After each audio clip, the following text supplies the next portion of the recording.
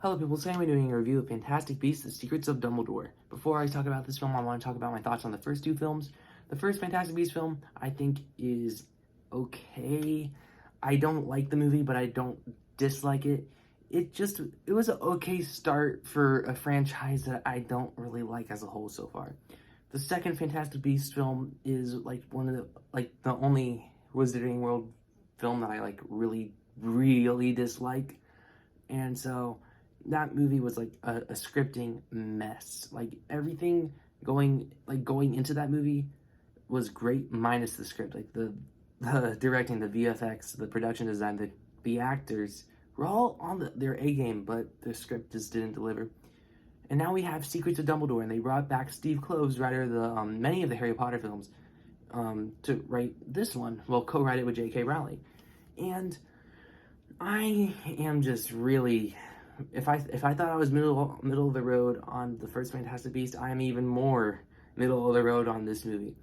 And the thing about this movie is that most of its problems are due to the fact that Crimes of Grindelwald exist.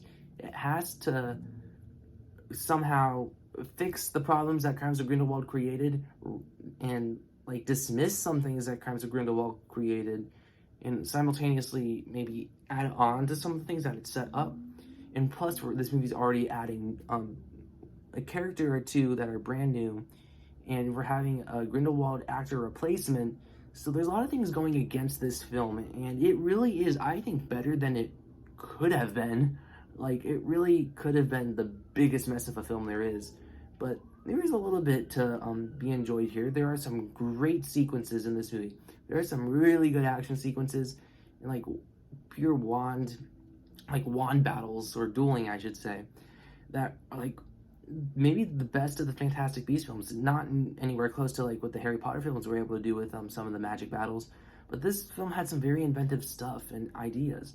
The characters this time around, each movie they slowly grow on me a little bit more, but I don't say I'm particularly attached to these characters like I was the Harry Potter films.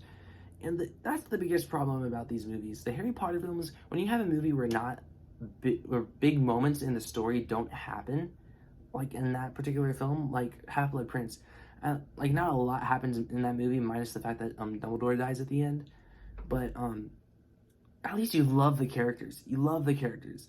These movies, like the last two films, not a lot has happened, but I can't even particularly say I like love the characters. Like I'm still like feel like I'm just getting to know them. And we're 3 movies in. When we were in 3 movies into the Harry Potter series, that was Prisoner of Azkaban. I felt like I knew these characters very well by then. 3 movies into the Fantastic Beasts films, I'm still like, do I like them? And are they? Do I care about them? And particularly the last film messed up Queenie's character, I think, and this film messed up Tina's character, I think, because, well, Tina's barely in the movie. She's not. I wouldn't even call her like a character in this movie. Like very minimal screen time, and I don't know.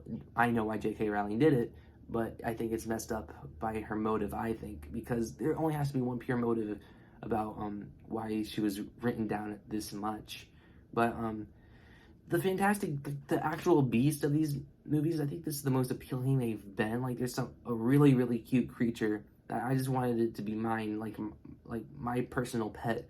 And they're like, it's like the plot point of the movie, so you'll know what I mean once you see the film. And Mads Mikkelsen replaced Johnny Depp in this film, and I thought he did a great job as Grindelwald. Grindelwald as a character, I'm still not sold on, but I think he did a better job than Johnny Depp. And I'm not going to get into the controversy. I'm just talking purely based off acting. And I still continue to really like Jude Law as Dumbledore. I think he's a great casting choice, and he brings off that great charisma that you'd want from a young Dumbledore. But overall, I'm not latched to this story. I'm not latched to these characters, and I want so much more out of it. And I hate playing the compare game, but once you have the Harry Potter films, and it's this connected, and even bring stuff back from Harry Potter films, even though this is a prequel, you can't help but play the compare game because this is the same team working on these films. And so these movies need to do more for me. I didn't love the story this time. Like I said, it was an improvement, but the movie also, like, it backpedals some stuff, and there's some irritating stuff too. Storylines that didn't need to be in the movie, side plots, like particularly one side plot that just did not need to be in the movie was the fact that Newt had to get his brother out of somewhere. That did not, it didn't need to be in the movie whatsoever. You could easily cut out like maybe 20 minutes of this movie. It'd be the same thing. You'd still get a pretty equal, just as good product. But I just want to latch on to these movies. I want to remember these. I want to remember this movie, but I don't think I will in a couple of days.